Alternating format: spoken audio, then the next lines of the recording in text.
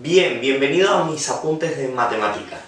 Voy a mostrarte un poco cómo hacer este ejercicio. Vamos a calcular la integral en la curva C de f por diferencial de r a lo largo de la curva mostrada en la figura, siendo el campo este que se ve aquí. Antes de continuar te voy a pedir, todavía si no te suscribiste y podés entrar a mi blog, vas a encontrar algo de material de matemática. Bien. Acá tenemos la curva, como vemos esto va a ser una integral cerrada. Las curvas son rectas que van de esos puntos y vamos a empezar a parametrizar, ¿sí?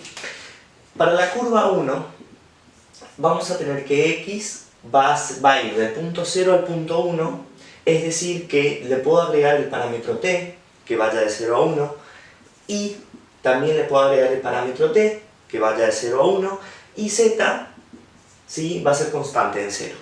Entonces t va a ir desde 0 a 1. Veamos, para la curva 2, sin embargo,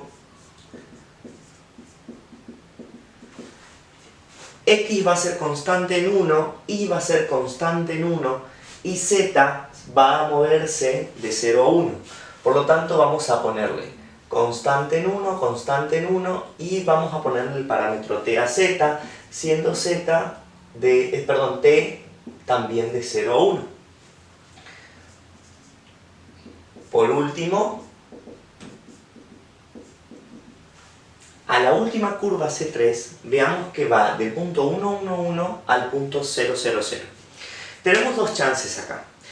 O pensamos como la curva efectivamente que va negativa, es decir, menos t, y le damos desde menos 1 a 0, o podemos tomar la curva TTT, ¿sí?, que iría como del 0, 0, 0 a 1, 1, 1, pero en la integral invertimos el orden de integración. Entonces voy a tender a la segunda. Vamos a hacer la curva TTT y le vamos a invertir el orden de integración. Entonces vamos a poner así, pero t va a ir de 1 a 0, es decir, vamos a invertirle el orden. Por lo tanto, una vez que ya tenemos esto, vamos a empezar a armar la integral. La integral cerrada va a ser, en este caso, de f por diferencial de r, va a ser igual a la suma de la integral de f por diferencial de r para la curva 1, más f por diferencial de r para la curva 2, más f por diferencial de r para la curva 3. Veamos, para la curva 1, f por diferencial de r, para la curva C1, vamos a tener f va a ser x cuadrado z menos i por x cuadrado 3. Y vamos a tener acá los diferenciales, diferencial de x, diferencial de y diferencial de z. Bien, esto va a estar en la curva 1. Vamos a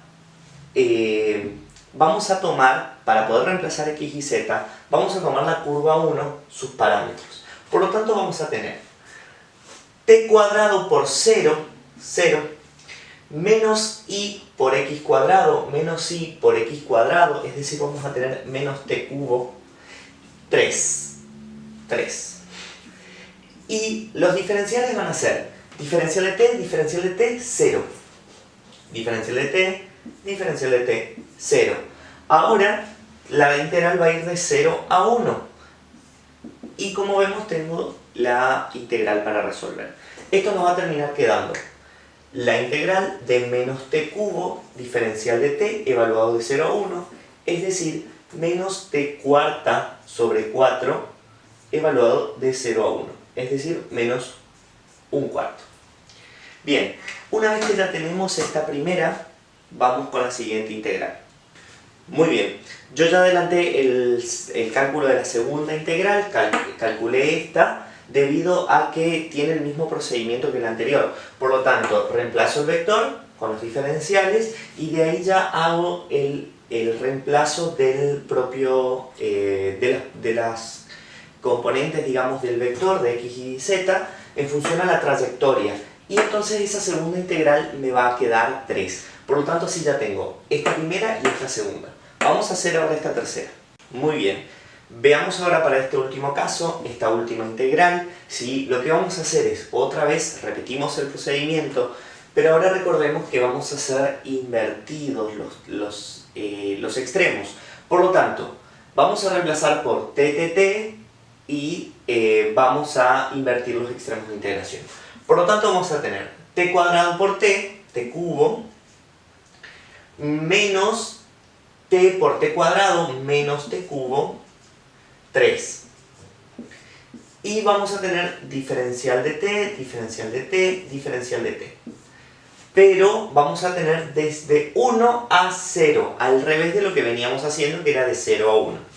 Por lo tanto, vamos a tener la integral de 1 a 0 de t cubo por dt menos t cubo por dt más 3 dt. Como vemos, haciendo de esta forma, este y este son iguales, por lo tanto, se cancelan entre sí. Y me queda la integral de 3 integral de t evaluado de 1 a 0.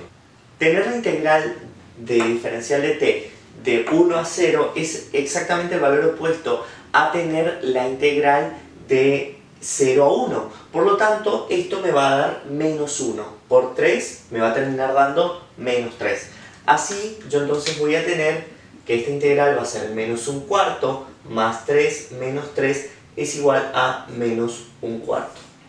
Bien, como vemos, la integral cerrada del campo me da un valor menos 1/4. Eso significa que el campo no es conservativo, significa que al hacer una integral justamente por una trayectoria, va a cambiar que si tomo otra trayectoria.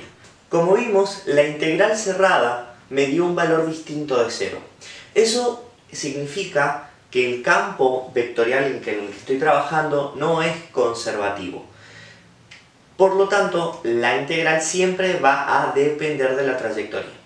Existen algunos campos que vamos a denominar como campos conservativos, que son aquellos campos donde yo puedo armar, no importa el valor o sea, el valor de la integral depende solo del punto inicial y del final, no dependen de la trayectoria. Bien, para eso, para poder verificar si un campo es conservativo o no, usamos el operador Nabla y calculamos el rotor. Vamos a calcular el rotor para este caso. El rotor del campo F va a ser igual al producto cruz entre el operador Nabla y F. Es decir, para poder hacer este cálculo, nosotros vamos a trabajar con un producto cruz entre dos vectores. Recordemos cómo se hace el producto cruz. Para el producto cruz yo voy a tener en la primera línea, esto va a ser un determinante, en la primera línea voy a tener los versores fundamentales y JK. Luego vamos a colocar las componentes de Nabla, que son las derivadas parciales. Y vamos a poner las componentes de F.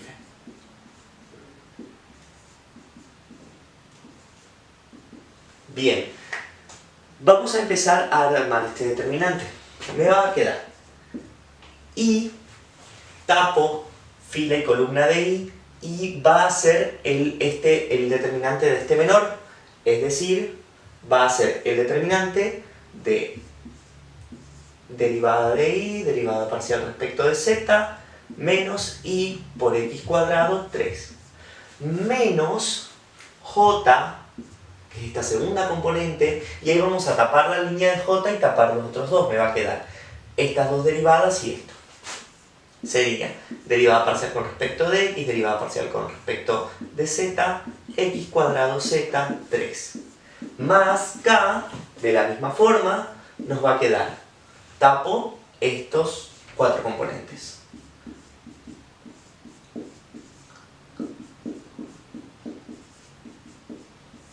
Bien, así vamos a continuar resolviendo.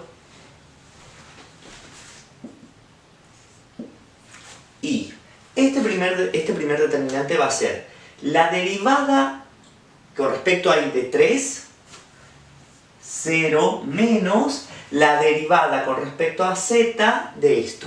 0. Menos j por la derivada con respecto a x de 3, 0, menos la derivada con respecto a z de esta expresión, que va a ser x cuadrado. Y vamos a tener más k, la derivada con respecto a x de esta expresión, que va a ser 2 menos 2 x por y, menos la derivada con respecto a y de esta expresión, 0. Por lo tanto nos va a terminar quedando y por 0 menos j por menos x cuadrado más k por menos 2xy.